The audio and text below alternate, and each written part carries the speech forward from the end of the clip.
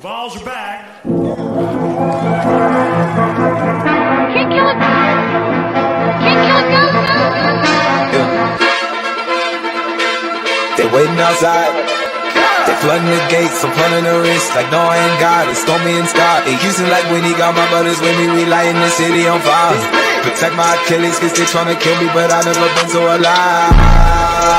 Yeah. Whiplash, whiplash, we get whiplash, we get so live. Whiplash, whiplash, whiplash, all night. We lit, we get whiplash, all night, all night, all night.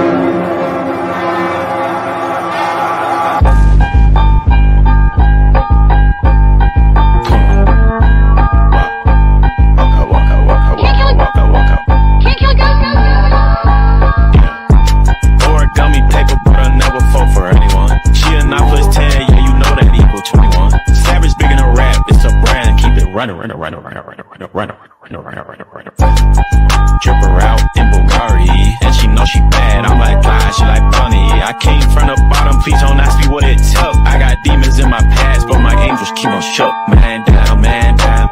I can't hear a sound. Walk out on your block, I hear silence in the slide. Man down, man down. Me a writer, raise a toast. Tryna shadow ban my boy, but you can't kill a ghost.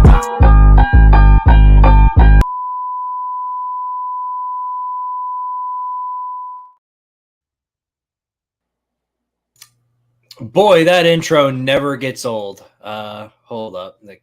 Now, I do agree with that statement right there. Kansas is indeed a playoff team. I'll go ahead and agree with that. Oi, fellow comrades. It is Squidtard here, as well as my boy, Mr. Lucas Sharp, and welcome to another episode of the Vol Star Podcast. We get on here every Monday night at 8 o'clock p.m. Eastern Standard Time to talk about sports and Tennessee Volunteers. Tennessee Volunteer sports mainly, but we also talk about other things. And we have a very special guest tonight, which I am very glad to introduce. I'll introduce him in just a minute. Before we do that, though, let's check in on the comments. What's up, Hudson Dean and Neo? Neo, I think you are gonna like our special guest for today. He belongs with your Crimson Company per se. So we got a lot of things to talk about today. As you can tell by the title. There's some very interesting controversy around the NFL, whether or not it might be rigged. Ooh, I don't know. What do you think about that, Lucas? I don't know. It's just crazy because, the whole Travis Kelce, Taylor Swift thing. There's a lot of people, of course, speculating that the NFL is, of course, rigged because of Taylor Swift, and that if Taylor Swift was there, all the Swifties would be watching the Super Bowl. And it would just get a lot of views, which I could see why the viewership has been going up ever since Taylor Swift has been showing up, because of the Swifties and everything. Right. I can understand why the NFL is doing it. I mean, it would definitely be they'd be making a lot more money if they did do that. But I don't know. It's crazy. It's crazy, man. Hopefully. I've heard that speculation, Lucas. Yeah, I think everybody's heard that speculation, but yeah, I don't know. Who knows? But with the way it's going right now, I'd probably say it is rigged.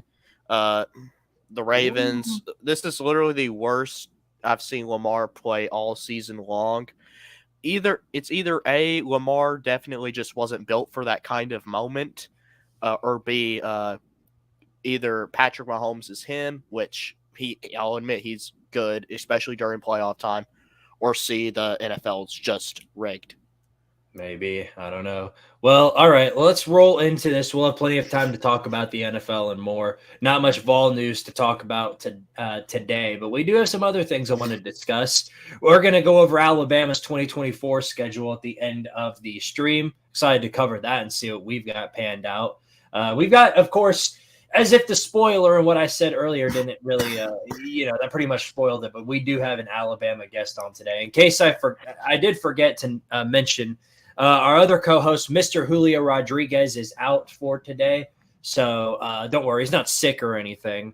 but he's just kind of out right now. I think he's out with his family or something. But we wish the best to Mr. Julio Rodriguez. Nah, Squidtard's lying, guys. He quit, and then we're bringing on TriStar next week. Oh yeah, Polk County factoids incoming. Get ready for those. All right. Anyway, without further ado, let's go ahead and introduce our special guest for today's show. And I'm going to try and get a special guest on every single week, but we got a very special fella here, known him for a really long time, one of the greatest Bama fans I've ever had the privilege of knowing.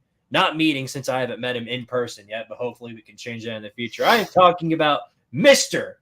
Matty Sims. How's it going, Matty? What's up, guys? How are y'all doing? I'm glad to be on. I know it's been a while since I've been in this YouTube space because I've been doing grad school at Alabama. But yeah, it's nice to be on and see the community once again. Oh, absolutely. Well, we're glad to have you on, man. Good to see you around the Squidtard community. People have missed you, and we're glad to have you here for tonight's show. So, of course, you mentioned you're doing grad school. But anything else going on in the world of Matty Sims? I mean, I'm in my my fourth semester of my MBA program. So this is my last semester of college, and in May I'll be graduating, and I'll have to enter the real world and get a real job. But I think it's fitting that I leave around the same time a certain fellow who might even be bigger than me in Tuscaloosa decides to hang up his cleats, his boots, his old coaching whistle, if you will. Yeah, so now that I got to ask, what do you think of that? Mr. Nick Saban retiring from Alabama. What do you think about the future of the Crimson going forward? When Saban retired, you don't replace that. You will never get a coach like Nick Saban again. I mean, lightning struck twice in Tuscaloosa with Bear Bryant and then Coach Saban. But I think with the way that the current landscape of college football is, you're not going to see a run like that because I think with NIL, it will be more of like a homeostasis effect to college rosters where there isn't the level of depth as there had been in the past.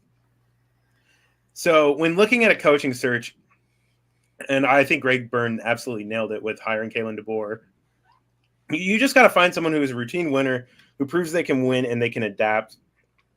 And I like to think that Kalen DeBoer was the guy. I mean, that coaching search took basically 2 days, and he promised a new coach in 72 hours, which is pretty crazy to think about, given that it took like 5 or 6 weeks to narrow down on Saban back in 2007. So, Alabama, we got a great coach. Make no mistake. You have to be pretty happy with the move we got. I don't really think you could get a realistic candidate that was better. But at the same time, I think Alabama fans have to be realistic and expect change and expect that you aren't going to win a natty every year anymore and that they don't grow on trees. And I think a lot of people, specifically in Tuscaloosa, I don't know about the rest of the state, I think they've kind of come to this sobering reality of that. And I think a lot of people express their gratitude towards Coach Saban and his wife, Miss Terry, in the aftermath of his decision of retiring. But overall, pretty sad moment for the University of Alabama losing such an iconic figure. But I think we're also going to be in some pretty decent hands moving forward. Yeah, Kalen DeBoer. I know a lot of Tennessee fans have been making fun of DeBoer, but literally the dude's a winner. Like everywhere he's went, he's won. Like literally, he in just his second year, he took Washington to a national championship. So yeah, Kalen DeBoer, he's definitely a good coach. And another thing, I understand it's sad that Nick Saban retired. And Maddie, I don't know if you'll get mad at me for saying this or not, but I'm not trying to be mean or anything. But of course, the Alabama fans, when he retired, they was placing cream pie cakes or everything near his statue. I did ask about that. I mean, I understand he's the greatest coach of all time and everything, but guys, he's still alive. He didn't die. He's not dead, but I think it was a way, especially because they built a statue of him while he was still the coach, which is, I think, the only other coach that I can think of where they built a statue for him while he was still an active head coach was Gary Patterson.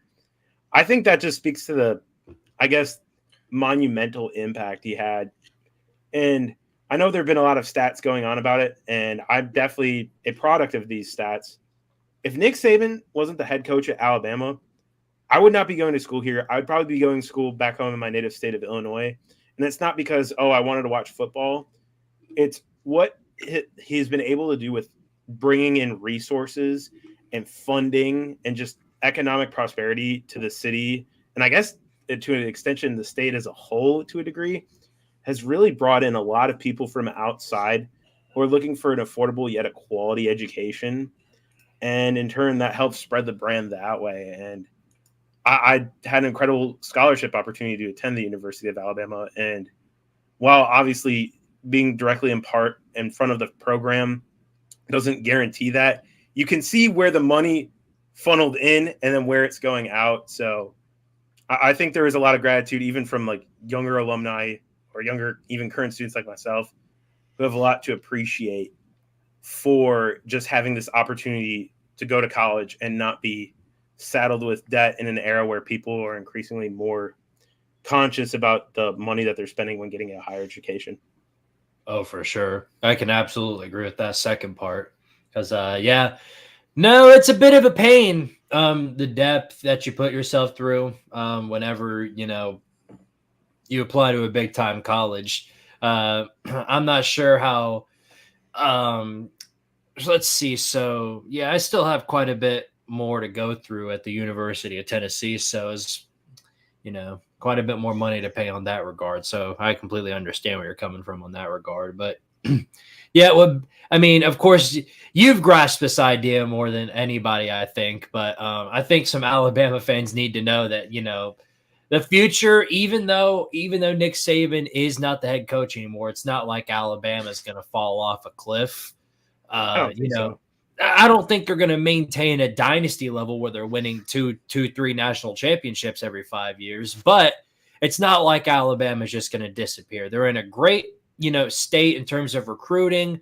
They've built a great culture there. It's going to take a long time for Bama to fall off. Of course, that period comes for everybody. The period comes to everybody where they fall off, but eventually they rise up again. And Bama's in a pretty good spot right now. So, and they're just coming off of a college football playoff appearance. So in my mind, I don't really see Bama going away anytime soon. But, Kalen DeBoer does have a lot of, a lot of expectations to live up to. If Bama, what do you think that if Bama were to go 9-3 this year, what do you think the reaction would be from just your stereotypical Alabama fan? I'm sorry, Lucas.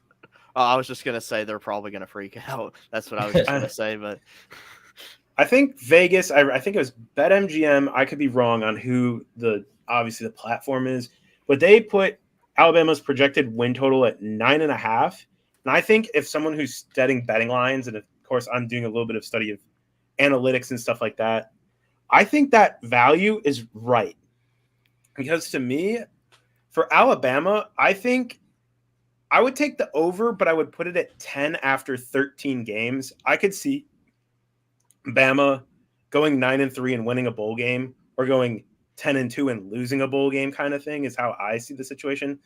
I think obviously you're going to have people like myself, people who seem pretty grounded in reality of understanding what this program looks like moving forward, that we'll just have to accept it because that it is what it is. But I think you see a lot of some of these fans, and I'm not saying these are exact examples, but if I paint you a picture of these type of people's characters, you kind of understand what I'm getting at.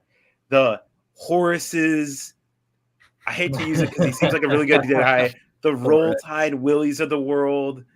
And I think these are good people. It's just more of, I think their expectation is like here, and they're going to have to come back down to reality a little bit. And I think from that sort of segment of the fan base, you're going to hear a lot more vocal outpour in terms of when things go wrong. But I guess my advice to Alabama fans, Alabama students, Alabama alumni is be patient. I mean, DeBoer has shown a track record of being able to turn things around fast with lesser talent. And the fact that DeBoer was able to come into the job 3 weeks and re-secure the commitment of that number 8 player in the nation in Ryan Williams after a lot of turmoil, I think speaks to the type of coach he's going to be. And so I think that isn't unrealistic in terms of what to predict, a 9-3, 10-2 type of season. But I think it's something that Bama fans will have to go through the shock therapy of kind of getting used to. Yeah, for sure. Let's see. So reading back on some of the comments here, Neo says, "Hey, Maddie." Hello, Neo. Let's see. Savan Kreuzberg, what's going on, buddy? He says, "Hail State." We have no problems with Mississippi State over here. I'm not sure if I can share that same sentiment with Maddie. But... Yeah, I know Alabama. Ain't Alabama Mississippi State rivals? Yes, and it's complicated. So I actually visited Starkville this summer. There's technically a rivalry. It's called the Battle of Highway 82, and we would play every year. But I don't think it's one of those rivalries where there's a lot of animosity. Alabama has had overwhelming success in that rivalry. I think it's almost comparable to how lopsided the Bedlam series was.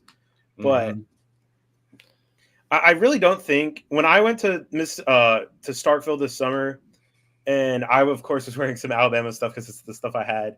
I mean, people would make jokes at me, but people overall in Starkville were very friendly and very nice. And I don't get the hostility that I would imagine if I went to a place like Knoxville or Auburn or Athens, which I had also been to Athens this summer. Kind of reminds me of the Tennessee-Georgia rivalry, to where, we're not official rivals, but we hate each other enough to where everybody kind of gets the assumption that we are. That's kind of what I'm getting a feel of. What's up? Yes, sir. He's here. What's going on, buddy? Let's see. Steven says, I have Alabama 11-1 with an L against UGA. Hopefully not. Alabama's had UGA's number for a very long time now. So we'll see how that pans out. Neo says, I think we'll lose a couple of games at least. So yeah, I agree with Neo. It's going to be so difficult with the way the SEC's lined up now for anybody in the SEC to go undefeated. And that includes, the Georgias, the Texases, the Bamas. No, it's going to be borderline impossible for anybody to go undefeated with these schedules and the way they line up. It's just one of those things, especially since with the college football playoff expanding, I could see teams doing what you see this in the NFL. Now the NFL scripted, so this doesn't count. But I see some teams in the NFL and week 17 or 18 when they're already, a chip in for the playoffs. They've clinched the 1 seed. They have nothing really left to play for until they reach the playoffs. So they drop in their second and third strings going up against whoever they play, whichever doo-doo they get matched up against it in the final week of the regular season. And then that team beats them. And then they're like, well, we didn't even start our first string team. So blah, blah, blah, blah, blah. I could almost see some teams that are sitting there at the end of the season, 10-1, 11-0. They're playing for the playoffs anyway. Even if they lose, they're not going to be out of the championship game. I could see somebody just saying, you know what, we're not going to risk our star players getting hurt. Let's just go out there and put our second string in there and blah, blah, blah, blah. I will disagree. And for most instances, and there's one reason and one reason particular. The last week of the college football season is rivalry week. So I think a lot of teams will feel compelled to put out their seniors, go play in the rivalry game. I mean, I don't think it'll be evenly as fair for some teams as others. So, for example, I imagine when Auburn plays Alabama, it'll be ones against ones, regardless of the season. But I imagine a team like Georgia playing a Georgia Tech or Tennessee playing a Vanderbilt. Those are the type of teams that could get away playing with twos and very well still winning, unless if it was really dire in most situations. But I think with the way the regular season is still structured right now, that it could at least be safeguarded for it temporarily. We'll obviously have to see how that goes in a few years, but that would be my one reservation about it necessarily going to hell in a handbasket because there's auto bid clinching. Now, you did mention Vandy just a second ago, so I'm obligated to play this clip. Vandy is going to be at least 6-1. It's required I play that every single time. It's required I play that every single time Vandy mentioned.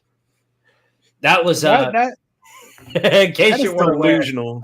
In case you weren't I think I know who that is. I think I know who that is. Well, that was from last offseason.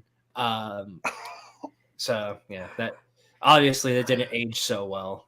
And then he made a tweet. Yeah. And then he made a tweet. Yep. All right. Let's see. Sven says Matty is a nice guy. I know him from the old AAA days. That was a great show. He should bring it back. Well, you'll have to take up that grievance with Mr. D4 Sports. I think what happened with AAA, and I can speak to it. I started graduate school a couple years ago. Jordan started graduate school. Zach was in his senior year of high school and is now in college. And I think those three factors really is what kind of made it hard to do the show, is we were all getting busy. And I think it was hard for just D4 to try and rally everyone to be on the show. And I think with and it was also coincided with the timing of lockdowns easing and people going back to their normal lives. And I can attest to it. Like, I really want to take advantage of the opportunity to make friends in the real world, enjoy my time in college. And it's not that I don't mind going on a podcast now and then, like such as today. But I think compared to then it was really important is because it's what really allowed us to all socialize in a time of isolation. But I think once life went back to normal, it made it harder to do. It's been kind of quiet amongst all of us. We still chat every now and then. You might see something, but I don't think, unfortunately, in the case of USEN, that we'll see a revitalized AAA for the foreseeable future. So I'm sorry about that.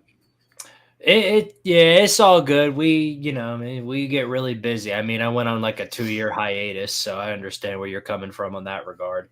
Things happen, people get busy. That's just the way life works, So that's the best thing you can take from it.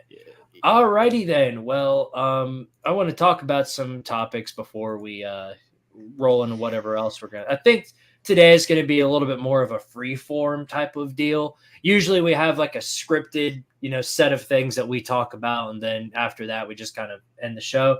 But like the NFL? Yeah, we're going to skip that. For now. I was about to say. Yeah. We're going to talk about something as equally as controversial as the NFL is right now, and that's the Lady Vols. Lucas, they lost again. The Lady Vols lost to Ole Miss 80-75, and they never really led throughout the entirety of the game. And our fans are, to put it ever so slightly, they are irate, very, very, very angry. I don't blame them. It was a pretty shoddy performance, and I feel like there's not much else we need to touch on that. I think we've expressed our feelings on how the Lady Vols are as of currently. Hire Molly Miller. You're down bad, son. It's the same topic on repeat every single time, huh? Yes, that's kind of why I just want to go ahead and move to a different. It's literally the same thing over and over and over again. Yeah, it do be what it do be. And then as for our men's basketball team, not much else to talk about either. Well, first off, we have a word from Mr. Sticky Note. You don't replace Nick Saban. You don't replace Pat Summitt. Good grief. Both are factual. Yeah. I mean, I'm not an expert on Lady Vols basketball or really women's basketball, but I do know Pat Summitt was obviously a very important figure out in Knoxville, and I can see why the legacy of such a team is still valued to this day up there in Old Rocky Top. Yeah. Literally, Lady Vols. I was just gonna say that Lady Vols basketball is literally like Alabama football. Mm-hmm. Well, okay, yeah. Let's put it this way: there's no excuse, I think, for any Lady Vols team to miss the tournament. And while I don't think that's a possibility as of yet, if it does turn out that way, and if it does lean towards being that way, then yeah. It may be time to pull the plug on the Kelly Harper Yeah, experiment. I know somebody tweeted out saying that we should try to bring in Dawn Staley from South Carolina, but here's the thing: that I don't think Dawn Staley would leave South Carolina after what she's built. Uh, I know Dawn Staley; she was a huge fan of Pat Summitt and everything, but I just don't see why she would leave South Carolina after she's built such a powerhouse over there. Right. Well, not that I would know too much about that, which is a good thing that our secondary co-host has stepped in. Look who it is. Welcome to the party. Sorry, I'm late. Good to have you Yeah. here. Good to have Yeah. you here. Yeah, we got bogged down in requests because I went to help my mom grocery shopping, and then my sister kept on asking for stuff from different restaurants. Well, it's a good thing you showed up. TriStar was about to pop in. Well, what are your genuine thoughts on the Lady Vols, Julio? I'm sure we haven't heard that idea before. Yeah, I've kind of made mine clear. As much as I like Kelly Harper, I just think it's time. She's just not it. That's a nice way to put it. Yeah, I trust if we do fire her, I trust anyway to make the right hire. Yeah, we'll see how it goes. All right, switching over to the men's basketball team. Of course, not much else to talk about here. Now, he did beat, our in-state little sister. Is that the best way to put it? We beat up Vanderbilt again, 75-62 was the score of that. Just a dominating performance. Vandy did get their moral victory, though. They covered the spread by half a point. People in Vegas punch in the air right now. You can almost you can hear it from here. So yeah, it's funny to watch that go down. Now Vegas has been in their bag lately with lines. Yeah. Now we do play South Carolina tomorrow, and they've been on a roll as of lately. They're ranked going into this week, so should be exciting to see how this pans out. But we should. Yes, South Carolina usually is known as of late for having a good defense, and they do have a good defense. They in that Kentucky game they basically shut them down, and I don't know why. South Carolina, when they can shoot and they get hot, they are a hard team to beat. So it's definitely going to be hard this Tuesday night. But Tennessee, like according to ESPN FBI, Tennessee is like a 92% chance to win. But of course, that doesn't mean anything to me, at least. Well, of course, we still have to come out with our A game and try to win that thing. Yeah, the thing that makes me think we're just gonna win is because it's in Knoxville, and we know that our team. If I remember correctly, we're like 48-2 in Knoxville in the last 50. So. Mm-hmm. So, that's how I think that should go. Let's check in with Alabama basketball since Maddie's here. And they're in a pretty good roll as of lately. They've won 2 straight, beat Auburn 79-75, and, annihilated LSU, which LSU not really all that good, but And plus Alabama's ranked now. That is true. Now your next game, you're going into Athens. Away from oh, I'm sorry. Oh, I was just going to say your next game, you're going into Athens. That's on Wednesday. Good luck with that. That arena is weird. Like I was out there this summer, and I drove by it, and it looks like a UFO landed in the middle of Georgia's campus. But well, see, that's the thing about Stag, man. It's a weird place to play because it's such a small, crammed arena. Mm-hmm. And it traps all the sound in, so it's extremely loud. Even if they don't really have many fans, it still creates a loud atmosphere. Yeah, and I mean, I live 2 blocks from Coleman, so it's literally I could throw a rock and hit the side of the arena.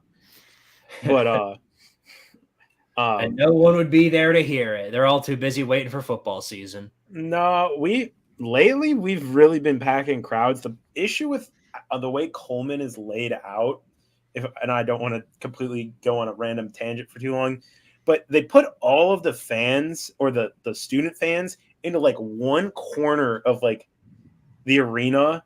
So it doesn't even out the sound during the game. Oh. And so it's not like Auburn where you put all the students right around the court, where it makes it a lot more intimidating of an environment. And of course, you've seen a lot of these Alabama basketball folks harp how we need a new arena, which I tend to agree. Coleman looks pretty dated, but at the same time, I think, especially in this game against Auburn more so than LSU, I think those allegations of it being a tennis match is according to Jay Williams. I think, needless to say, we're kind of disproven, but that's not the point. Yeah, Tennessee has the same problem. They give a lot of their better seats, of course, to the bigger donors and stuff. The older people usually are seated around the courtside, which I understand a little bit.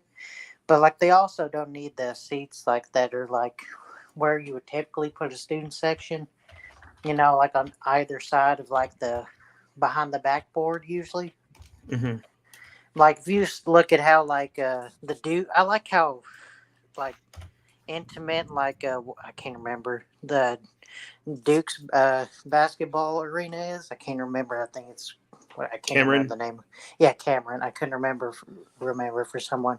I like it how like it's so small, but like you can practically like how the student section is practically almost touching the players because it makes them feel uncomfortable, and it's hard to play there because they're so loud. Like Right. I don't know if you ever do you remember whenever they used to do that one chant? I think they stopped them from doing it, where they would like put out their hands as far as they could, practically without touching the players when they would inbound the ball. So it's like they're like fingertips away, and they would like scream as loud as they could or whatever, and like I don't know, like it would like piss people off or whatever. Yeah. In a basic diagram of Coleman, you see this little shaded in area. That's basically where they shove all of our students in.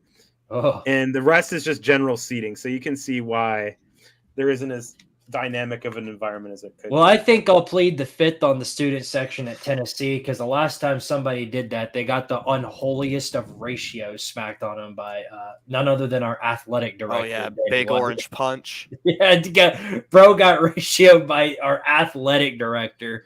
You don't come back from that. What did Danny White tell this guy? Well, he was like, Lucas, you can back me up on this, but he was talking, he's like, day 7, that I asked Danny White to move around the student section in Food City or whatever. Food City Center. Yeah, Food City Center. Danny White retweeted that, and he's like, all right, I'm going to bite down on this since this is going to continue until I say something. And then he just, it was like a full-on essay just listing all of this stuff. I got to pull it up. Yeah, pull it up. Greg Byrne would never. Instead, he posts pictures of Archibald's barbecue lifting out smoke like as if the Pope was getting elected from the Sistine Chapel on them flight tracker tweets. Oh, there goes Julio. Yep. Went to the back rooms. The Shadow Realm got him. He'll be back. Okay.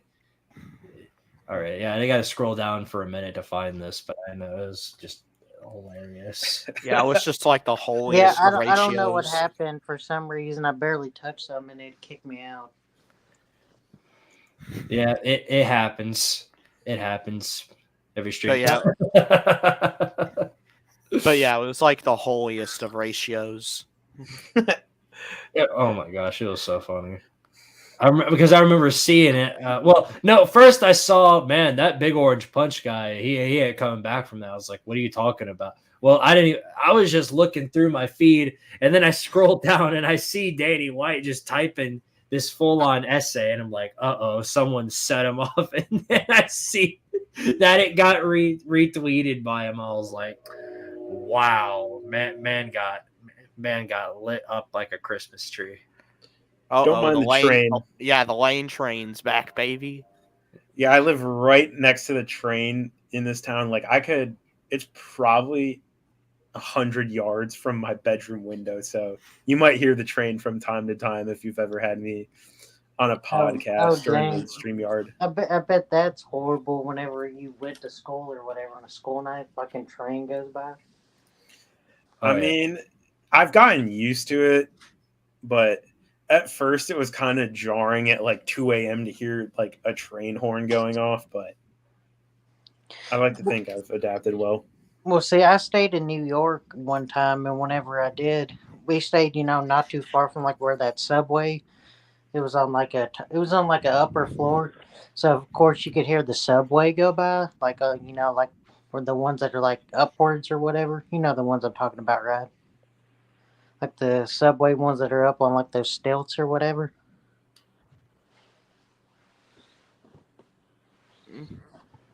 Yeah. Yeah, like those or whatever. And I remember it would come by, and it was like fucking annoying. It come by like every 30 minutes. By the time I was asleep. Yeah, I hear you. So, Jeez, Danny, calm down. Yeah, Danny put him on a milk cart. Oh, I dragged him. wait. I don't think I've. Y'all can read ahead. that. Yeah, Yeah, I zoomed in. that. I zoomed in manually, but I read it. But there we go. Boom. Yeah, that's bad. I remember reading that, and I was like, "Well, dang." I don't know. I feel like Danny White, based on some of the Twitter interactions I've seen him have, I'm not saying he's bad at Twitter, but I feel like sometimes he comes across as being a bit overly defensive, and I think it gives him unnecessary criticism that he could have otherwise avoided. You know what I need to do? I need to take like how I kind of do these images right here. Hold on. Well, see, here's the thing. He was the UCF athletic director, whenever they went undefeated that year. Mm-hmm. Yeah. So he was the one that did all that hype stuff or whatever for UCF when they Right. went, So. So I need to do what I did with, like, for example, Kansas right here being a playoff team, and just have a picture of Danny White, maybe put some lens flares over his eyes, and it just says "Stop the nonsense." No, but here's the thing. I think Danny White is the perfect AD for our fan base to just tell them to shut the fuck up. Oh, I think that's accurate. I just think sometimes he needs to mellow out a little bit on Twitter. Is also my point. I remember. Oh yeah, no, I was just saying, like, especially with our fan base, a lot of them need to be put in their place sometime. No, I definitely am well aware. Yeah, like week one, like when he got hired in the first place, and he was telling all the fans to text a buddy. Yeah, text a buddy. He was like, I don't know who the next head coach is, but I'm just gonna tell y'all need to go text a buddy. Yeah, he's wild. Yeah, and a lot of Vol fans got upset about it. I'm looking forward. I'm definitely gonna make one of those graphics with Danny White just saying "Stop the nonsense." That's gonna be fun to use over the off season, and I don't even have to use that in a football context either. I can just use it wherever I want to. I was gonna say, Is this focusing? It says something about. I saw Myron Pope's biggest hater. Yeah, no. So Myron Pope was our. It's one of those lens flary type pictures edits someone made of me, but our VP of student life at Alabama got caught in a ring trying to pay for favors. If you can read in between the lines there. Oh, and he got arrested and he resigned. And this dude made my life pretty miserable when he was in charge of student life during COVID. So I may or may not have had a few choice words about my thoughts on him and how he acted on Twitter. And somebody made that edit of me, and I think it's pretty funny. So yeah, that's great. But I'm definitely going to use that "stop the nonsense" thing in just every single thing possible. Because one of the things about this community, not just this specific community, but the college football community in general, and it's that once college football is over, that's when the drama begins. And I've already seen it. I'll go into a StreamYard, insert YouTuber here. I'll go in, and the first thing I'll hear is, "Hey, shut the you piece!" And it's already getting wild. So, and I say every time, how you know when drama hits, that's how you know the off season begins. So that's going to be very, very fun to use in the future. All right. You guys want to talk baseball for a minute? Anybody know anything about Alabama baseball, Maddie? Actually, Uh, I think I was going to say Alabama. I think weren't y'all ranked in the preseason poll? I'm not gonna lie, baseball isn't my favorite particular sport, and I pay attention more so to my beloved Cubs of the MLB. I think we were ranked preseason. I know we had a new manager because we had a whole ordeal with our last manager, Brad Bohannon, literally Yeah. using proxies to bet for him, which I'm like, are you serious? Well, here's the thing. There's like so little people that bet on college baseball. And Mhm. that's why he got caught was because there's like only like a couple hundred people that apparently bet on college baseball, and he was one of them. And he like placed a lot of bets, and so he ended up looking Yeah. dumb. Yeah, we hired Maryland's baseball manager. I guess he went to regionals. I guess that's Yeah, decent. well, I mean, well, regionals is kind of like getting into the tournament, and then I would say super regionals is equivalent to like a Sweet 16. And then, of mhm. course, even though the College World Series is 8 teams, I would say it's more akin to like a Final Four. Yeah, I mean, we're kind of, if I'm being objective of what I do know about SEC baseball, especially in the SEC West, Alabama is kind of at near the bottom. I mean, Ole Miss has won a baseball title. Mississippi State's won a baseball title. LSU has won a baseball title. I know that Texas A&M field's a decent team. I know Auburn isn't bad. Arkansas loves to overhype their team. I don't think I've met a ruder fan base in baseball than Arkansas because I could be talking about Alabama basketball with an Auburn fan, and somehow an Arkansas fan feels the need to disrupt whatever debate we're having to make it about Arkansas. So that's what I know about SEC West baseball. I know Tennessee had a really good team, and I see a lot of our fans going after Tony V and how they don't like him. But I mean, yeah, I, he can rub people the wrong way. He's a bit of an ass. I can see I why. mean, you could say Yep. the same thing about Nate Oates at Bama, but Yeah, it is what it is. I mean, like I said, like if he's your manager, you'll love him. He's one of those people. But if he's not, you're gonna fucking hate him. He's just one of those people. Or if you're I get that. or if you're like a member of the ladies of all Twitter, you'll absolutely love Tony Vitello. Yeah, yeah. He's also got a big following, like Lucas said, with the women. So yeah, I mean, here's the thing: like he's also what fielded what I think he's got what top 5 recruiting classes. How many years Yeah. in a row now? Like what I think the last 3 years. Yeah, I So I think mean, so. And he's just now bringing in the #1 recruiting class. I think it was number 2 after the people. I think. I think it was. I think the only reason he didn't get number 1 was because of some people that went to the draft. Oh. But yeah, still bringing in some good recruiting classes, and of course had 2 College World Series appearances in the last 3 years. And of course, they bring in Billy Amick, Kane and Peebles, some really good transfers. Losing, Nate Snead, Wichita State. oh yeah, Nate Snead. I forgot about him. And then of course losing Chase Dollander, Chase Burns. Yeah, yeah. I don't know what. I mean, I understand why Chase Burns left because I guess he wanted to try to win with Wake Forest since they were kind of had, they returned most of that team from last year. So Yeah, Wake Forest is going to be good this year. I'd probably say that Tennessee. I still think that Tennessee should be ranked higher than what they've been because they return basically the majority of their team, and they're bringing in all these quality transfers. I mean, of course, we're ranked top 10, but I still feel like we should be ranked higher. the reason we're not ranked higher is because we lost Chase Burns. Had we had Chase Burns, we'd probably be around 7-5.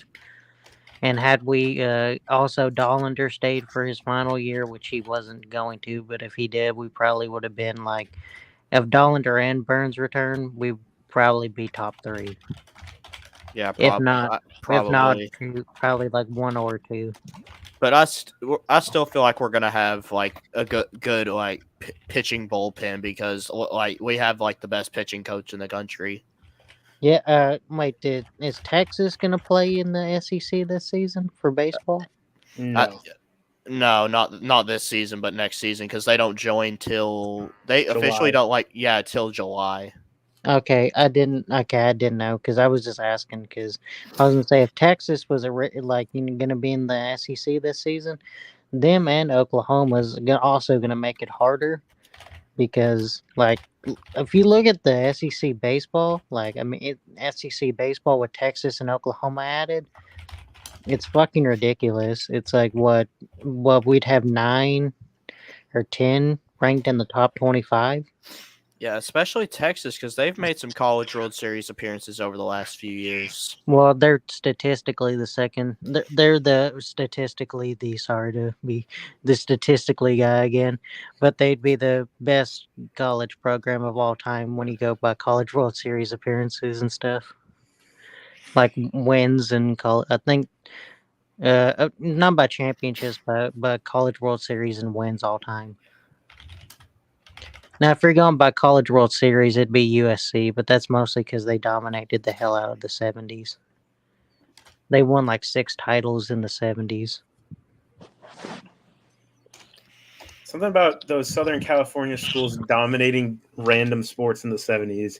UCLA dominating basketball and then USC dominating baseball. Yeah, I don't know what the fuck was going on in California in the 70s because you had UCLA winning every basketball championship for like 11 years. You had USC dominating baseball and football. You had, of course, Stanford dominating like swimming and stuff like that, of course. Yeah, I don't know. It's just weird. Man, y'all are just kind of taking over my show, huh? Yes. I haven't spoken for But a minute. I do want to say one other fun fact. So can y'all guess who is the number 1 all-time winningest college baseball program? I think Utah. I know you said it one time in a space. Let me try to remember. Is it like some mid-major? Yeah. I'll give you a hint. It's located in New York. NJIT? Nope.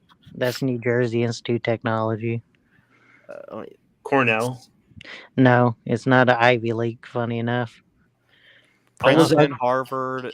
I'll give you. I think I got it. I think I got it. I'll give you another hint. It's located in the Bronx. I think I got it. It's not Rutgers because they're New Jersey. It's Rutgers. No, but it's a Fordham. Oh, Fordham. Oh, of course.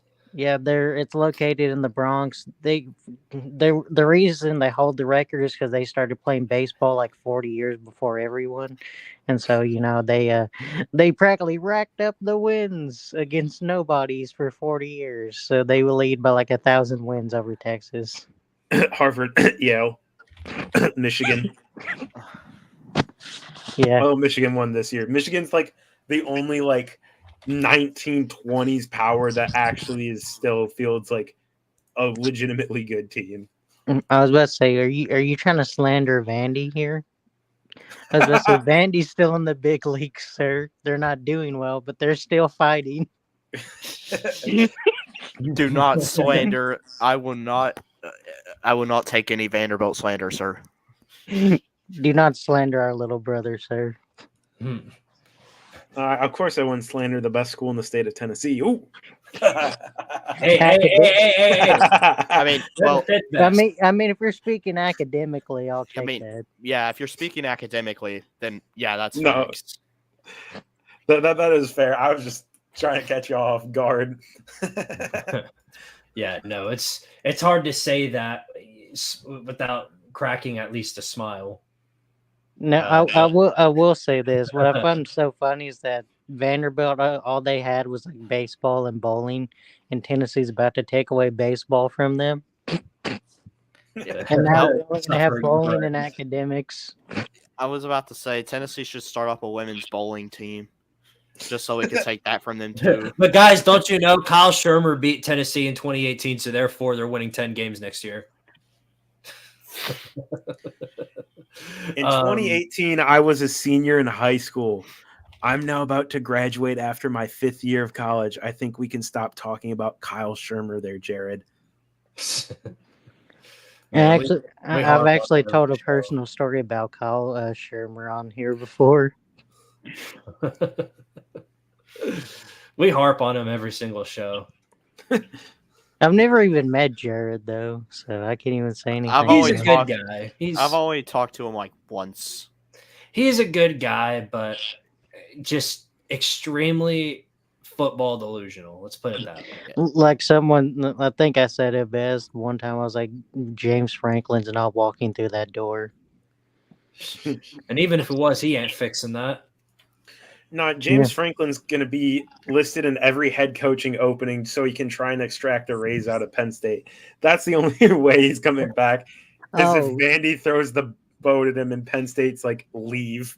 No, I think I was about to say, are you talking about the old Mike Gundy strategy of faking the interest in the Tennessee job to get a pay raise out of Oklahoma State? James Franklin is the new Mike Gundy in that regard. Like, I remember Alabama's coaching search. It was like the names listed were like Dan Lanning, Kalen DeBoer, Mike Norvell, Sark, and Lane Kiffin. And then you see an updated tweet from, I don't know if it was Chris Lowe. It's like, oh, don't forget James Franklin's also on that list. I'm like, ain't nobody want James Franklin. Let's be real. Yeah, we forgot. If Alabama hires... I was about to say, was Mike Gundy in that? I think for some reason he got thrown in there for some reason on the odds, and I was like, "What the fuck is he doing on the?" I know odds? at one point Maryland's coach was thrown in it for some reason. I saw Mike Loxley also getting his name thrown into that. That's the name I also saw in addition to James Franklin. But it's like, if James Franklin was hired as the head coach at Alabama, I think there would be pitchforks and torches outside Melmore a couple blocks away from me. People would not be having that hire. And it's not even because James Franklin's a bad dude. It's just he's so predictable. He wins his big games and he loses his big games and wins against all the other average to mediocre teams in the Big Ten. If you think about it, it still would have been a good hire because it seems like all Alabama fans all they wanted was anybody but Dabo. Yeah. Until further notice, I think James Franklin is stuck in Terminal 10 and 2, so that's where he'll be sitting at for a while. Probably 9-3 now with Oregon and Washington coming. That is true. Like 8-4. I know Lucas mentioned Dabo, which reminds me of Dabo posting that video saying he wasn't leaving after it was announced that DeBoer was the one hired to go to Alabama. It's like, bro, no one offered you. Stop it. You're not Dan Lanning. You're not Dan Lanning. You're not Mike Norvell. Stop trying to get the attention. Be like, look at me, guys. I'm not leaving. No one thought you were leaving, Dabo. Yeah, he was like, I was an Alabama boy, but I'm a Clemson man. and I was like, come on, dude. Yeah, it was something like that. He was like, I was an Alabama boy, but Clemson made me a man, or something like that. No, that's what he said. And Kuzi, one of the Clemson fans I have in my spaces, Kuzi was like, "That's my coach." I'm like, "Good for you, Kuzi. Good for you." Yeah. Dabo low-key becoming a James Franklin with a couple of rings where, like, obviously he's won, but his stubbornness has caused him to regress and his unwillingness to adapt. And I think until he learns that lesson, Clemson is just going to be, instead of being top dog, they're going to be like 9-3 for the foreseeable future. See, here's the thing. I think the thing that holds James Franklin back is that I think he focuses too much on like some of those kids like actually being, I hate to say this, somewhat good people. Like he tries to find like the nicest people that are good recruits, but you got to have some people that are kind of assholes on your team. Yeah, that can also play. Like you just got to have that on your team. You just got to kind of suffer with it sometimes. Like, let's be honest here. Do we really think, I'm not going to slander him too much, but do we really think Reuben Foster is like the nicest person after all the stuff he's done? No. No. But Nick Saban still offered his ass a scholarship and said, "Get out there at the linebacker and knock someone the hell out." Yeah, no, I mean, I think that's a completely valid point. I mean, you have to deal with some of those like overly aggressive assholes, as you put it, on your team to give your team a little bit of fire. Jermaine Burton. Yeah, Jermaine Burton is actually a really good example of that. I'm not gonna lie. He has this fire, this pettiness, and y'all can keep crying about that girl. I think everyone else has moved on. Well, I was gonna say this though. I think another example, which a lot of Tennessee fans might not agree with me, Jawan Jennings is also in that tier of annoying people. I mean, yeah, I'll say. Yeah.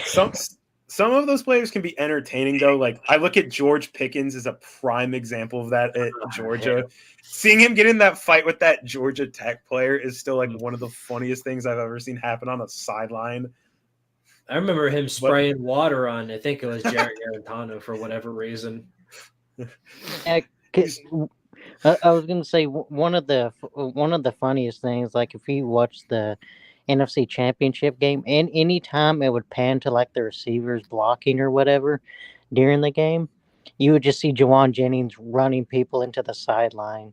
That's just all he does the entire game. I'm like, damn, he's a fucking asshole. Well, he got that from Tennessee. He was doing that against Vandy while he was at Tennessee. So no shocker there. I remember whenever he was a freshman in like 2014 or 15, and he knocked the hell out of that Florida kick returner. I was like, yeah, that's him. I was like, he's going to be one of my favorites if he plays like that. This is what we were waiting for. Or how Jermaine Burton went to the end zone after the SEC championship and just started doing this to the Georgia fans. Now, only because it's Georgia can I forgive that.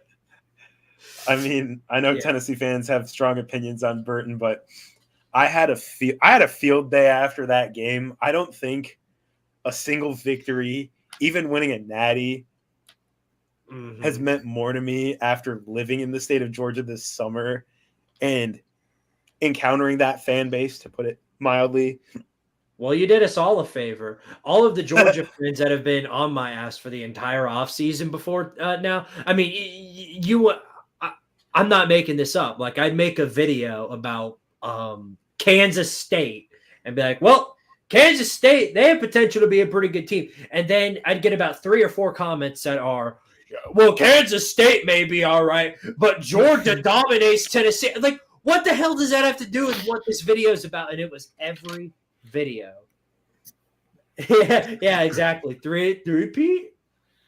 But as soon as y'all knocked them off their high horse, gone. It was like just they were dead. Yo, am I the only one who saw that? So Julio almost revealed his face. You better be careful on here. Even just a pixel of your face is enough for people to screenshot, Julio. Be careful. I had to hide my face on here for 6 years. So I was the one that got on you about showing it, though. It wasn't just you. No, I know I wasn't the only one, but I feel like there was like a point towards the end where I was like really getting on you about it. Well, I guess I have you to thank for that then, because if it weren't for us kicking that game-winning field goal, I would probably still be in a mask. Yeah. I kind of figured you did that because I was being so aggressive about that. You're like, you know what? Fine, I'll do it. And your team lost. You can shut up. Hey, look, guys, face reveal. You almost.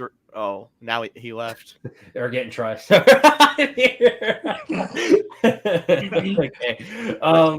Yeah, I think it got like half my face or whatever. But... I was only able to see your hair. I didn't see your face. Yeah. Oh, yeah. Hair reveal. Let's go. Hashtag hair reveal, baby.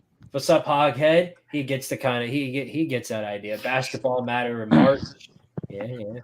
I can't disagree with that. Okay. Anyway, Alabama schedule. Where's that at? Oh, it's right here. Let's take a look at I forgot it. we were doing that. Yeah.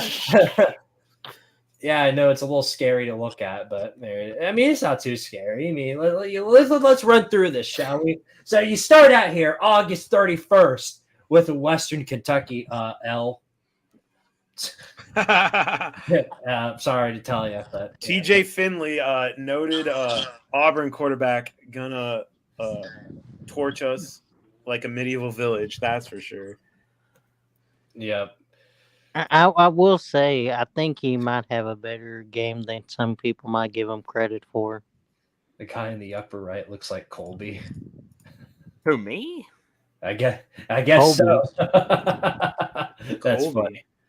That's Who's funny. Colby? Yeah. Well, it looks like Alabama's starting off 0-4, for being honest. 0-5, really? Well, I'll tell you what, though. Alex Golish, he got something coming for Bama on September 7th. Just kidding. I think you get, and out of pure honesty, I think you get out at least 2-0. Now the Wisconsin game's kind of weird, but I think you'll probably end up pulling that out. Well, I think it's a really, really good thing that Wisconsin has that, Bama has that bye week in between Wisconsin and Georgia, because I could almost see Bama looking ahead to their matchup against Georgia when they play Wisconsin. Yeah, that's the right idea. I feel like the big problem with Wisconsin right now, obviously they hired Luke Fickell, and Luke Fickell has proven to be a really solid coach. I think the problem is he's trying to implement an offense that doesn't fit what Wisconsin has been. Of course, Wisconsin, physical linemen, ground and pound, running backs, linemen, tight ends, physical football, defense, game management, not this very dynamic style of play. And he's trying to, I think, like run some form of air raid because they got UNC's offensive coordinator. I don't remember any quarterback at Wisconsin ever like setting the world on fire in terms of pass play, and that's what they're trying to do. So Russell Wilson, that's like the one exception, and he also was at NC State for 3 years. So yeah, I was gonna say. My point is name a Wisconsin QB that isn't Russell Wilson, and you'll have hard pressed to find one. John Cone. John Cone, Scott Tolzien. I mean, I'm just Graham Mertz. I was gonna say Graham. Graham Mertz, baby. One game wonder against Illinois when everyone thought Wisconsin was going to be elite offensively. 2-game wonder against Tennessee. Yeah. Well, I'm talking about at Wisconsin in the COVID year when everyone thought he was going to be a superstar because of that one game. That's right. I do remember that, though. You're right.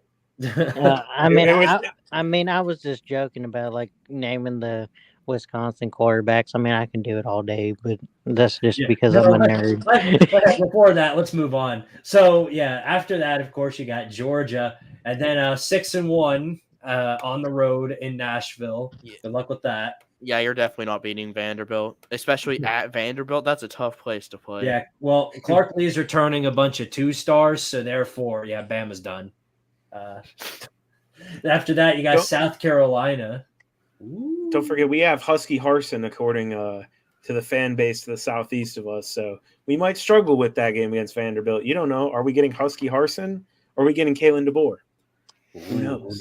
Who knows? And then after that, you get Tennessee and Neyland. Have fun with that. Then after that, this one could be interesting, but I highly doubt it's too interesting. Missouri in Tuscaloosa. Missouri. 1 year wonder. Yeah, Eli Drakewitz. And then after Eli Drakewitz, you got a bye week, and you get to face the LSU family in Baton Rouge.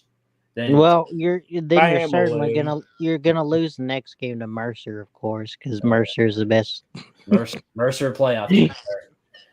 Then you get Oklahoma on the road, and then finally Auburn in Tuscaloosa. So, what did y'all think here? What's the schedule look like to you? 9-3 season, 10-2, 12-0. No, I'm kind of split between that 9-3, 10-2. I think we lose to Georgia. Ideally, I think we can split Tennessee and LSU. I also don't think Oklahoma's a lock. I don't think we go 8-4. I think it really depends, and you obviously get a better grip from it after the Georgia game as to how we play. But I'm really thinking it's somewhere in between that 9-3 and 10-2 mark, and I really wouldn't be bothered if anyone had that opinion of 9-3 over 10-2 or something like that. That's what I was at. Of course, I was TriStar's trying to convince people that Bama's going to go 7-5. I'm like, TriStar, I was like, they have way too much talent. Like, please stop. You're embarrassing our fan base. 0-12, honestly, definitely no bias whatsoever. I was like, at worst, I think Alabama goes 8-4, which I said 8-4 is probably worst case scenario. But here's the thing. I think even if you go 10-2, you probably still get in the playoffs because your name. Like, I hate to say it, but I think you'll get into the playoffs because one, you won 10 games, but two, even if you're on the thing, I think they'll give you a little bit more leeway because you're Alabama. Yeah, that is true. I think 9-3, 10-2 is probably where I realistically think we'll end up.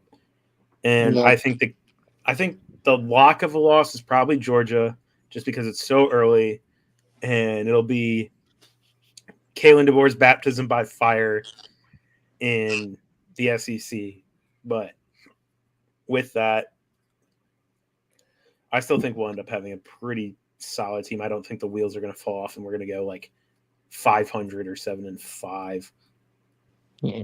Well, so wait, so you're not worried about the Vanderbilt game in Nashville?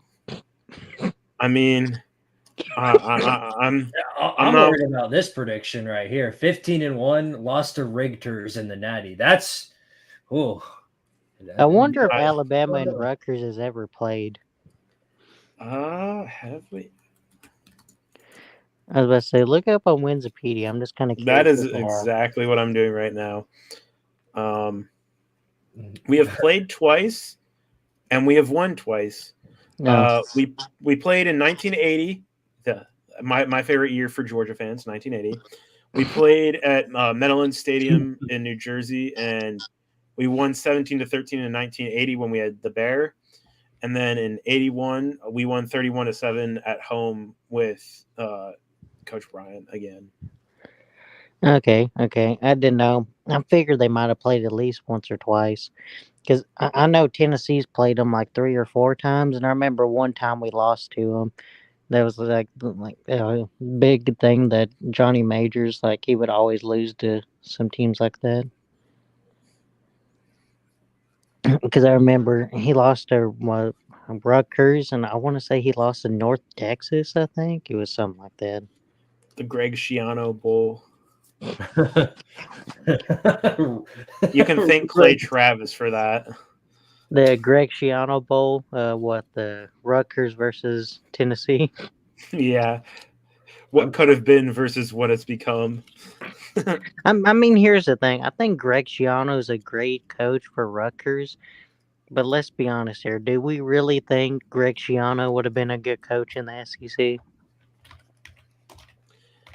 I don't know. I mean, he did more with less, I think, is the big thing with him. And I mean, I think a lot of people would have loved to have seen what he could have done more with, more. But yeah, it's very interesting because he's obviously been in New Jersey for so long. In fact, he came back to that job. But I just think Rutgers is in purgatory being in the Big Ten in football. Like, they will never be an elite team again. And Hoghead said he was at the 79 UT Rutgers game. Yeah, I just looked that up. Yeah, Tennessee lost to Rutgers in Neyland Stadium 13-7. I'm sure the Rutgers fans out there are going to let me know about that one. Yeah. Oh, comic dude. Yeah, comic dude. He gonna let you know about the 1979 Rutgers Scarlet Knights. Yeah, right now he's living in heaven. He's getting to troll Miami fans, and I think that getting the opportunity to do that is something I would very much enjoy. And then the North Texas was 75. Let's see what the final score of that was. I don't even know. Did they? I thought we did lose to North Texas one game. Maybe I'm wrong. Let's see. 1975, Tennessee versus North Texas. I'm trying to look up like a picture of this or something that I can go off of.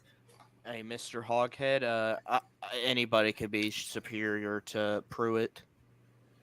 Oh yeah, no, I'm not arguing that. If Shiano were hired rather than hold on a second, sir, you're gonna have to get out of here. Yeah, unacceptable behavior. Somebody mentioned Jeremy Pruitt, so I felt the need to. The fact that you have that saved is a crime to get. It's a crime against us volunteers. I didn't have it in my StreamYard, but as soon as I saw Hoghead type Pruitt is when I loaded it in. Of course, that's not shocking, really. But yeah, no, I agree. Most coaches in America would be superior to Pruitt. I'm glad it panned out for us because that means we got Heupel. I mean, if you told me that us hiring Shiano would mean that like 2 years down the line he gets fired and we would have hired Nick Saban, then I would have been on the maybe we should have done that. But no, that I'm calling it right now. It's a little unlikely that happens. I don't know. This ain't the Tartarian playoffs. The crazy way that Alabama got Nick Saban was Rich Rodriguez was going to take the job, and he was literally driving down to take the Alabama job, and he turned on the radio apparently and heard all the slander that Alabama fans were saying to him. And so he's like, "Yeah, fuck that. I'm going to take the Michigan job or whatever." Yeah. I got a Michigan wife. No, I heard the rumor was that his wife didn't want to move to Alabama, and that was why he didn't take the job. That is the lore that I've been told behind the failed Rich Rod hire. But I think, needless to say, we made the right decision not hiring Rich Rod, even though he was like a super hot commodity in college football at that point. I mean, here's the thing: Rich Rod's not bad, but he's better suited for like a smaller program. I mean, he's at Jacksonville State right now, and they just went to a bowl game, and that was like a huge deal since this was their first year in the FBS. So, I mean, I think you can have a coach like Rich Rod and definitely have some success. It's just I don't think Rich Rod's personality does well at these big-time schools where you have a lot more people with a lot more money and who in turn have a lot more say. Right. You can YouTube North Texas. I will do that. When the stream closes down, I'll do that because I'm worried. I've got a good feeling if I show it on here, YouTube's going to give me one of these. So I'd best not do that. Best not take that risk if you get what I'm saying. I've done that before. I remember me and Lucas Sharp. We did the Orange Bowl together.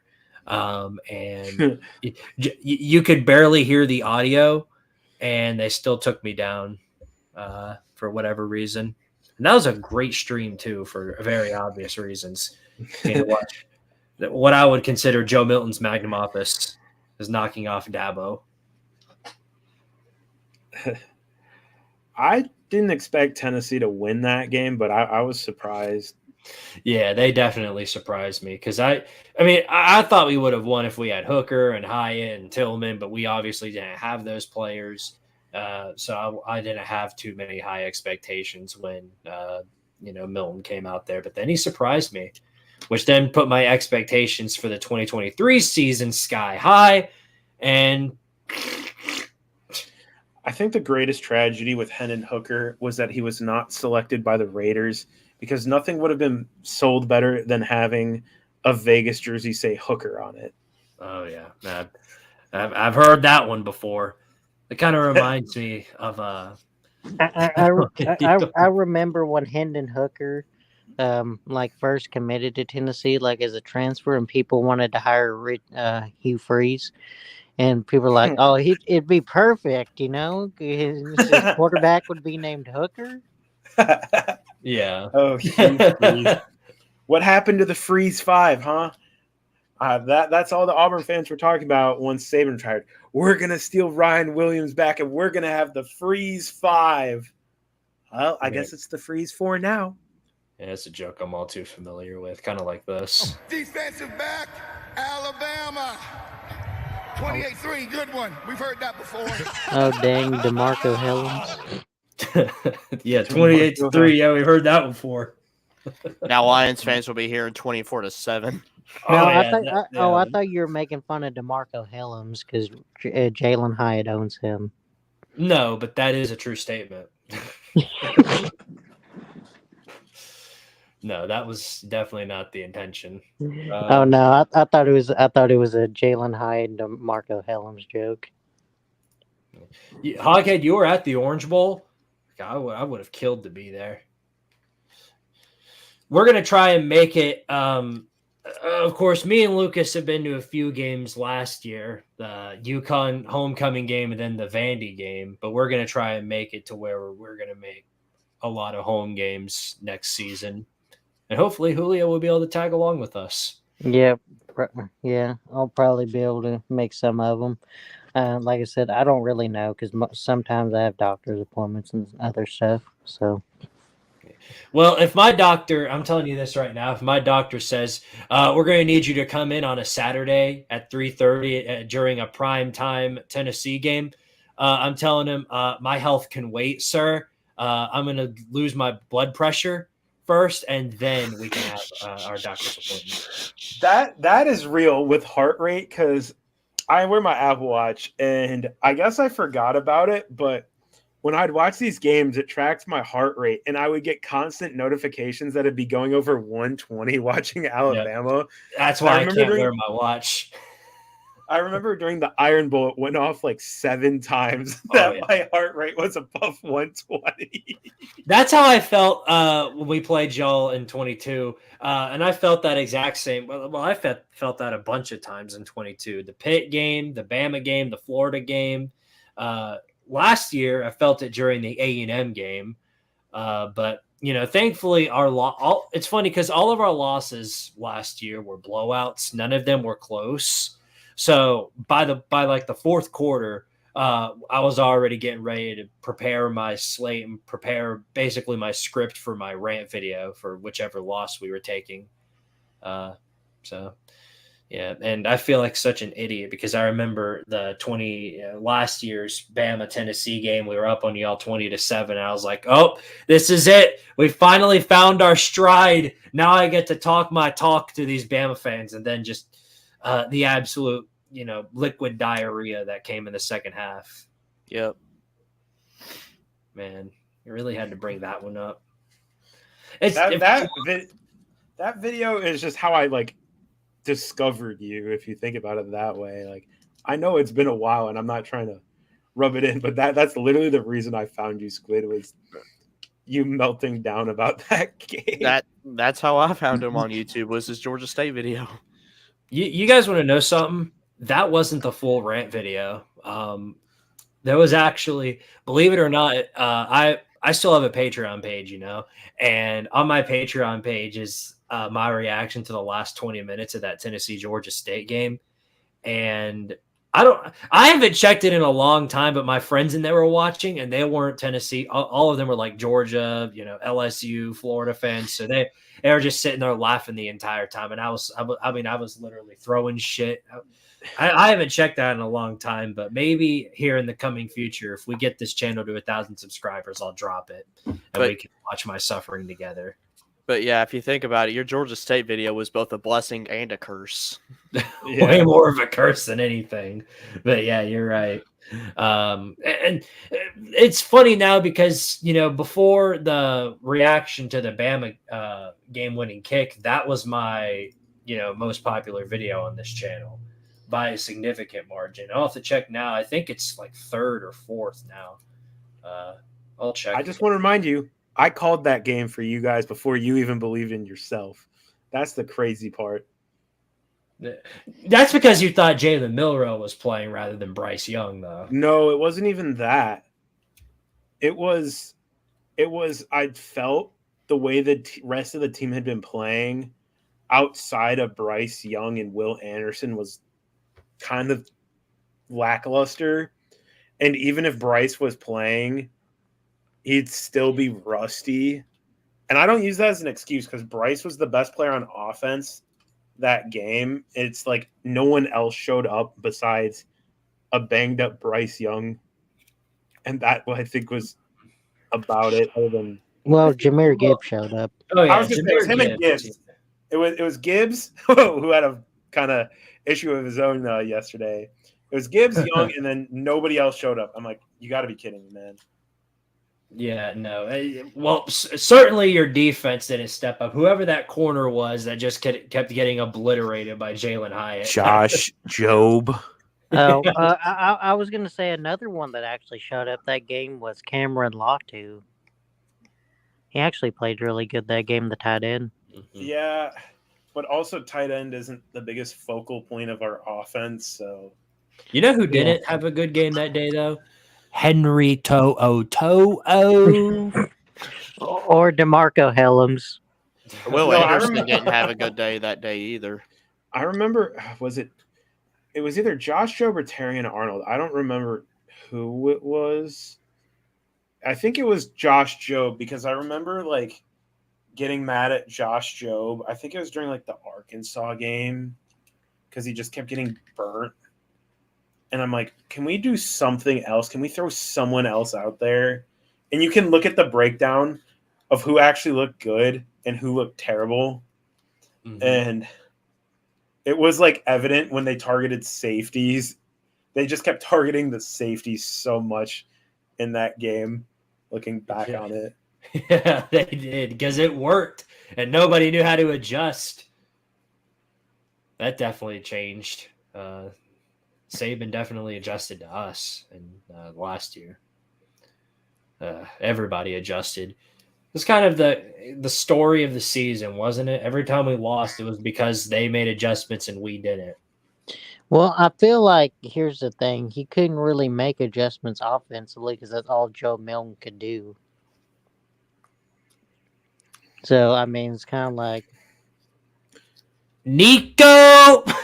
I mean, yeah, you could have put Nico out there, of course, but it's like his family didn't want him out there, and they wanted him to marinate another year. So, I mean... After watching him dice up Iowa, my faith has been restored in the offense, so I'm looking forward to seeing how that pans out next. Well, if you also notice, he didn't look over at the sideline 20 damn times. That was the thing that pissed me off about Milton. Wasn't that like he was mid? It was that every time we get into a rhythm or whatever and try to get like a fast pace, like he would literally just like stare at the sideline for like half the play clock. I'm like, get in the huddle. Yeah. Connor Stallions, you got the play? You got the sign? Harbaugh. No, but here's the other thing that if he has that much trouble doing that, why doesn't he wear a QB wristband? Like if he has that much trouble, get a wristband, buddy. Tell that to Shane Beamer's squad. Like that's what I was wondering. I was like I don't know, that was the thing that pissed me off. Like he didn't wear the wristband or whatever instead of just looking over there. Yeah, I just my patience wore so thin for the offensive play calling during the Georgia game. Like we had that one big touchdown run by Jalen Wright, and then everything after that was just offensive dysentery. It was it was just like awful. Screen pass to Squirrel White. Screen pass to Squirrel White. Well, they didn't see the halfback screen coming that one time in the first quarter. Let's do it 7 more times. Maybe we'll get it one time. Don't get me started on Bill O'Brien. If you want to look at what that man, here is an indictment on Bill O'Brien. All right, he is coached with Nick Saban and Bill Belichick, 2 coaches who have won 13 championships combined. You want to know how many Bill won under those 2? 0. How do you coach Tom Brady and Bryce Young and have 0 titles. How? I don't know. Ohio State's in for a rude awakening. They are. No, They no, really but are. that was the thing. I was kind of scared of Ohio State's offense, going into next year because of Quinshon Judkins and like all that other people they added. And then it was like they hired Bill O'Brien. I'm like, oh my gosh, thank you. No, when I saw that, they're gonna misuse Quinshon Judkins like no tomorrow. If you look at how good Jahmyr Gibbs has been for the Lions, he was good for Alabama, but I feel like you could have done more with him, and Bill O'Brien just did not understand that. Not at all.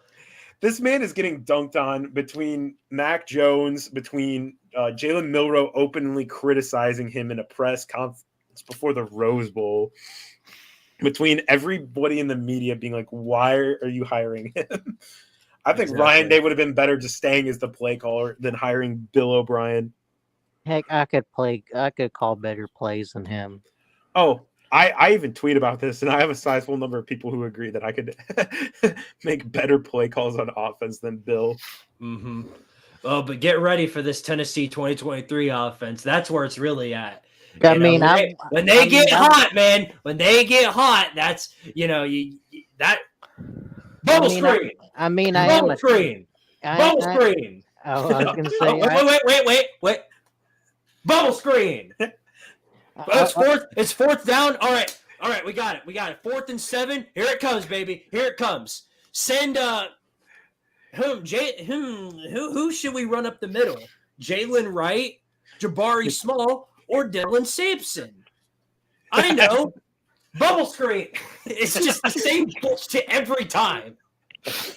That was Luke Getsy on the Bears as well, just throwing screens. It's like, dude, you have DJ Moore. Throw downfield. You actually have a wide receiver who can catch downfield. But no, we're going to have Justin Fields throw left screen, right screen, left screen, right screen, left screen, right screen. It's like, well, I not exist yet. I was going to say this about Bill O'Brien. Unlike Bill O'Brien, I've won national championships. I have, I'm a 12-time national champion at Idaho. Hey, I'm a 3-time national champion at Akron, bro. Oh, and here comes the deep shot by Joe Milton, and it's in the nosebleed section. He threw it to his girlfriend in the stands. Oh yeah, the famous Targaryen playoff clip. And his girlfriend is in the stands. The legend of Mighty Mouse, R.I.P. Oh yeah, beating Chess Hall on a comeback win. We might bring that back this year. Who knows? If we have enough support from our fans, we may bring that back this year. Took a hiatus off of it last year. I think we may try and bring that back. Would you try and do it with the new game though? Not with the new game, but I can do it with revamped. I've revamped now. I can do that. I was gonna say this. I wish would have recorded my uncle's reaction to the play calling this year. Like, oh my god, it was hilarious. Like, just watching him melt down during the play callings this year. He's like, why are we throwing so many fucking screens? That has been my life as a Bears fan with Luke Getsy and then Matt Nagy before that.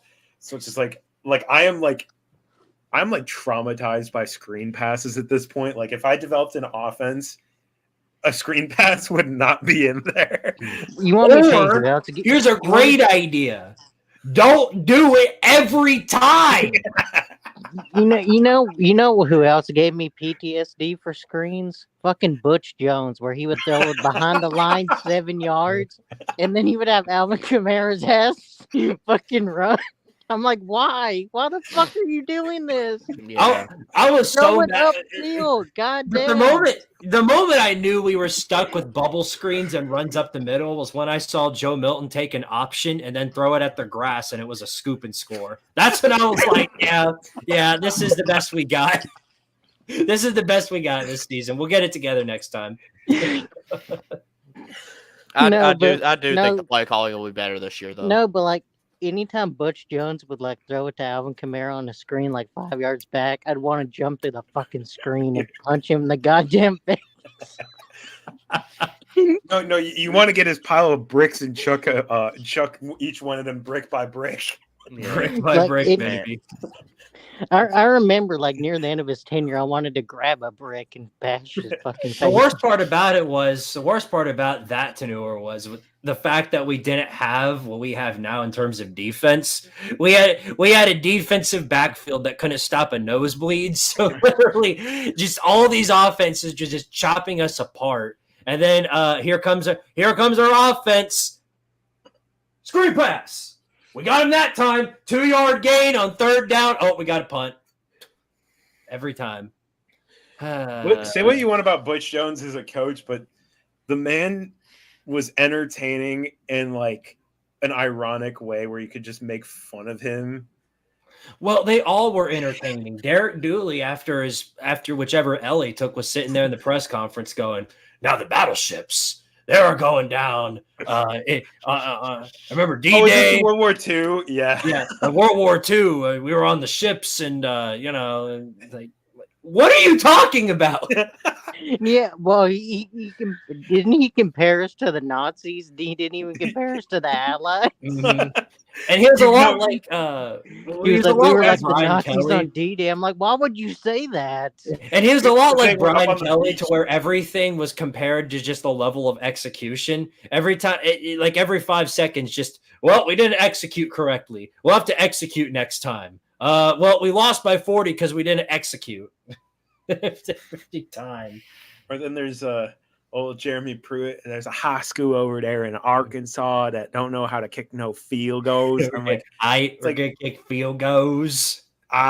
he Dude, took the old Sabanism. Jeremy Pruitt didn't even know what asparagus was at one point. And I remember the meme was so funny at that point that for the Tardarian playoffs, so I think 21, the field goal kicker was named Field Goes. High school field goals. Yeah, I will say we always know how to hire characters during our fucking 15 years of misery. We always hired people that were meme worthy. Now you have Bobby Hill. Bobby Hill is a good coach, but I swear when he's at the end of a game, he's losing. He comes across as a bit of sore loser at times. I'm not gonna lie to you. Okay, hey, yeah, I will agree. Sort of agree with you on that. Not that I'm necessarily saying Heupel's a sore loser or anything, but I was a little confused when he came out and they're like, "What did you think of the officiating of this game?" I'm not even talking about that. I wasn't thrilled about that, but I'm also thinking of in the Missouri game where he took that timeout when it was already over. I'm like, dude, come on, you're down that much. And then we missed the field goal anyway. Like, I mean, here's the thing. I actually kind of like that about him. At least he's got fucking fire about him and doesn't That's just. true. I mean, I get the liking the fire part. I just think it's like sometimes you have to just go with grace and not come across as this 12-year-old on Xbox Live who is petty after getting beaten down for 4 straight quarters of Madden to try and get a field goal. So this is gonna sound bad. And this tell you how down bad I am as a Tennessee fan. One of my favorite moments of the Jeremy Pruitt era was when we wasted those 3 fucking timeouts against Alabama. I remember that. I do remember that. Yeah, we had. It was great because we used all 3 of our timeouts against Alabama, and then they missed the field goal. I remember that. Nick Saban was so upset. That's up right next to when we were playing Florida in 2018, and they just had that one shot of Jeremy Pruitt kicking the whiteboard. No, but that was like one of my favorite moments because Nick Saban was clearly fucking pissed at him. It was like you just wanted to go to the other sideline, fucking choke him. I was like, fucking get him, Jeremy. Fucking kill him. Give him a heart attack on the sideline. It's time to throw hands. It reminds me of when I think it was Derek Mason and Dan Mullen were about to go at it. Oh my God, I remember that in 19. Oh my God. Yeah, that was great. And then Dan Mullen goes up to the crowd like he's like trying to get the crowd into it too. I miss Mullen because Mullen was entertaining just because he would piss off so many other coaches and they just go berserk. One of my For favorite every- all-time moments. For every Lane Kiffin throwing a clipboard in excitement, you have a Jeremy Pruitt kicking a Kicking a clipboard, whiteboard. kicking Yep. a whiteboard in anger. Yeah, I was trying to think of some other moments as a Tennessee fan that's made me die laugh. Oh, okay. So one of The the other babushka. one of the other moments when I knew we were going to lose this Georgia game one year, it was I want to say 2018 or 19, and we had got I think we had got a strip sack. I think on Jake Fromm. Oh yeah, I remember this. Mhm. Yeah, it was a strip sack on Jake Fromm. And then Isaac Nada comes out in a fucking reverse out of nowhere, and it like pops up into his hands, and he runs it like 30 yards for a touchdown. I'm like, this is fucking bullshit. I hate this. As Mhm. soon I as, hate as this soon as that fucking team. happened, as soon as that happened, I'm pretty sure I turned off the TV. And I said, fuck this. I'm not watching this game anymore. Brings me back to earlier during the 2016 season where Dobbs, it was the Georgia game. He threw a pass right into the hands of Jalen Hurd, and then he thought he was just going to waltz right on in there. And as he gets to the 1 yard line, Georgia player hits him. The ball flies right out, and a Georgia player recovers it in the end zone. Yeah, that moment made me feel like this. Yeah, especially my early years as a Tennessee fan. I don't know how I survived. So one of my earliest memories is, of course, the Mount Cody block. And I remember I was fucking crying at a campsite. Like, 'cause I was camping at the time with my family or whatever. And we were at a campground, and I remember just crying in the gravel. And then another time we were camping, and it was during the Tennessee LSU game, where we had won the game. And then, of course, there was like 12 men on the field, and I was like, "Oh my god, we're gonna lose this game." And then we lost it. You know, I was like, I hate this team. Why did I do this to myself? Do you have Babushka Pruitt? You know what I'm talking about with the mask gator thing that he wore. Oh my god! No, I don't have it, but I'm sure I can find it. I love the picture of Babushka Pruitt. That is, yeah, you're right. That's one of the greatest pictures of all time. Let me see if I can. Oh yeah, he got in trouble for not properly wearing a mask. He looks like a duck. Someone said it looked like he was trying to rob a bank. I remember that one time. Well, he did rob a McDonald's. I guess a Chick-fil-A. I was about to say that's something. It's Chick-fil-A, sir. Get it right. Yeah, dirt. I don't want to hear it. I love the picture of Jeremy Pruitt with the gator up to like here, and then he has his hat on. You mean like this? Yes. He looks like a duck. What's he looking at there? He's looking at the bill of the gator. It looks like. How can you even see anything in that? How was he talking to his players? Like, did he have his headset over it? Like, I don't know. Bro looks like he just came out of like a house of worship somewhere. I don't know. No, that's I've never seen anybody walk out of a church like that. Not a church, a different type of house of worship. CUL. Yeah. Oh, you're talking about that Tom Cruise thing. Okay, gotcha. Oh, not even Scientology. No, he's talking about a mosque. Right. Well, now we know. Let's see if I can. But yeah, I was just thinking that Jeremy Pruitt looked like E.T. Yeah. I never really thought of that. I just thought he looked like E.T. Oh, well, heck, I kind of ruined the joke, too, because he had literally just typed it, and I saw it. Well, now we know.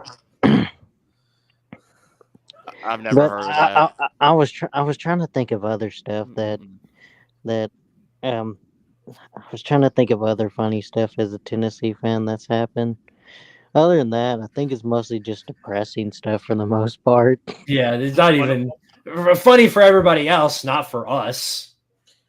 Old school one is Johnny Majors punting on a third down. Yeah, I can't.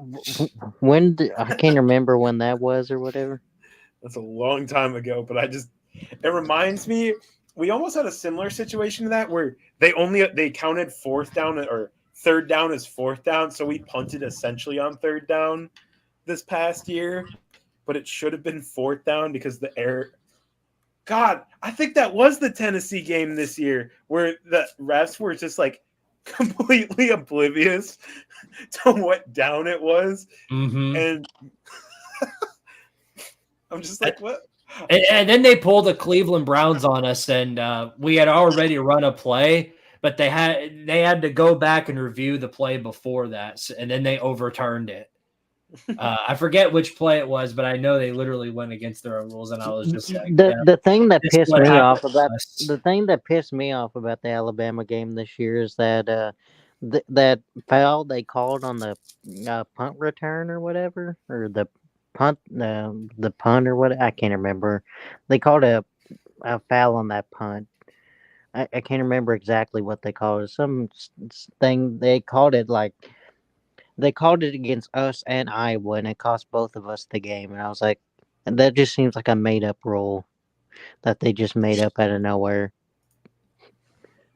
I can't remember it, but I just remember it had something to do with like touching the ball before a punt or something. I don't know, something weird. Yeah, I do remember that. And I was like, this just seems like a made up rule. I'll say this though, that game was pretty poorly officiated on both sides. Like they were just messing up calls for both teams. I'm just like, what are these refs doing? It was so stupid.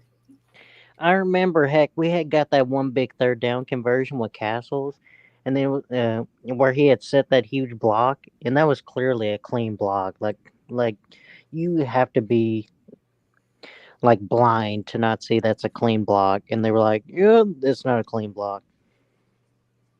Like, cause he didn't do a crack back block or anything. Like he just blocked someone. It was so stupid. And I was like, what do you want him to do? Like, are we not allowed to block people anymore? Nope. I guess not.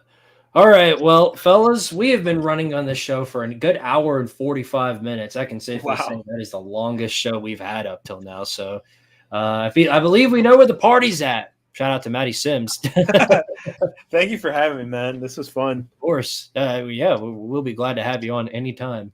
And one last word of news to any Alabama man who might be looking for a coach along with Kalen DeBoer. When can I start?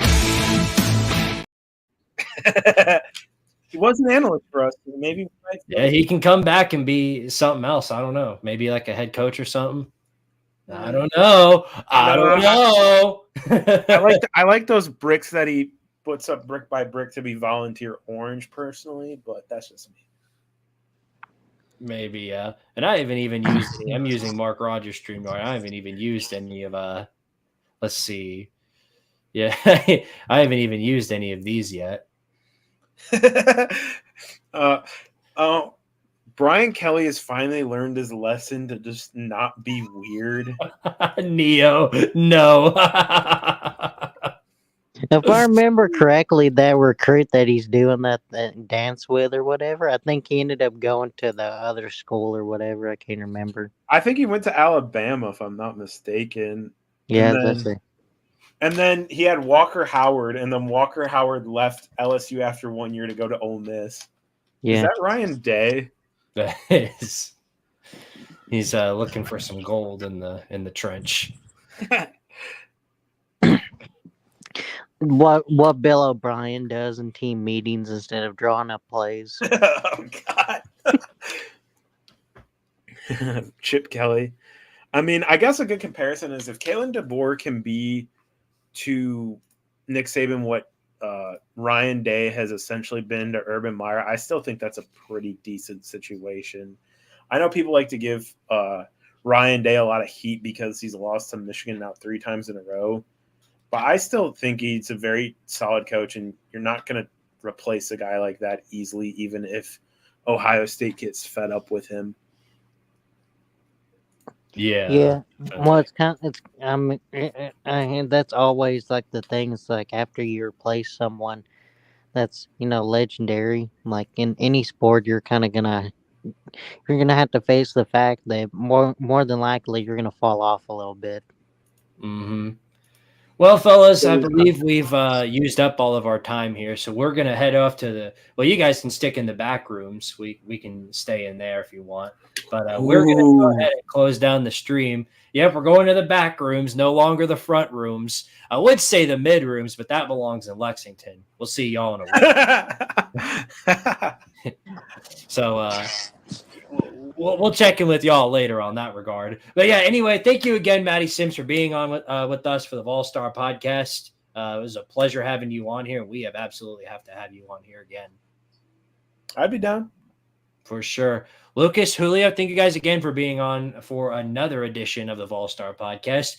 For those of you guys wondering, you can check out, of course, go make sure to check out Mr. Lucas Sharp's Twitter, Julio's Twitter, Matty Sims' Twitter. All of them should be in the description. Actually, I don't know if Matty's is in the description, but it's not hard to find me. I'm constantly tweeting. Yeah, you won't have to figure out too hard. But yeah. Anyway, go check out my main channel. I just dropped a video called BVD Out of Context. Ooh, check that out if you want. And yeah, we're only about 100 subscribers away over on the main channel from hitting that big number, the big 5K. So make sure to check that out if you want to. It would be very, very beneficial for me. And if you want to, sub up my Patreon. And for anybody in the future, for any incentive in the future, for every single dollar I get in donations, whether it's super chats, PayPals, or whichever, I will be doing one push-up. So yeah, you can thank Lucas Sharp for that idea. All right, well, guys, I'll see you guys next time. Thank you guys again for being on another episode of the Vol-Star Podcast. Leave a like, sub up to Squidtard Sports for more sports content in the future. Thank you again to my guests for being on here. And as always, Kansas is a playoff team, sir. And of course, power to Tardaria and go Vols, baby. Woo! Roll Tide. Man, shut up.